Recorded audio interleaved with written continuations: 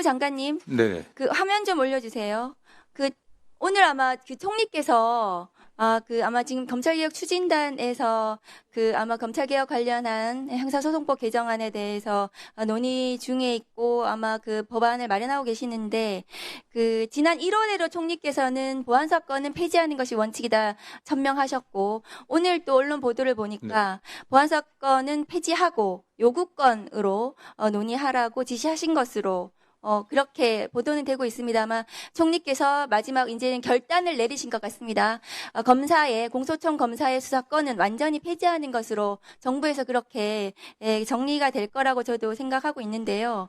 그러면 이제 법무부에서는 이제 수사기소 분리에 따른 검찰개혁 법안에서 검사가 지금 하고 있는 2차 수사, 보안 수사 건이 아마 보안 수사가 되지 않는 경우에 그럼 경찰의 수사의 완결성을 어떻게 높일 수 있겠는가 이런 제도적 장치를 법무부에서 좀 더 마련하는 그런 논의를 좀 해주셨으면 합니다. 그런 당부를 좀 드리고요.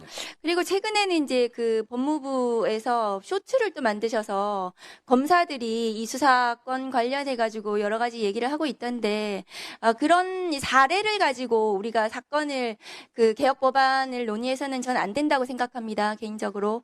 왜냐하면은 형사사건 140만 건 중에 한 77만 건 정도가 송치되고 있거든요. 검찰에 기소하라고.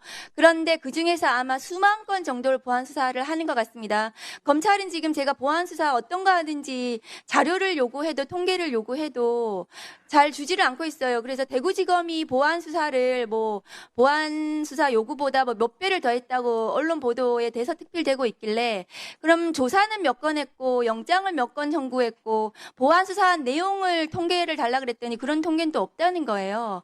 그러니까 그렇게 언론 플레이를 할 것이 아니라 우리가 특정 사건을 가지고 누가 수사를 잘하나를 얘기를 하면 안 되는 것 같습니다.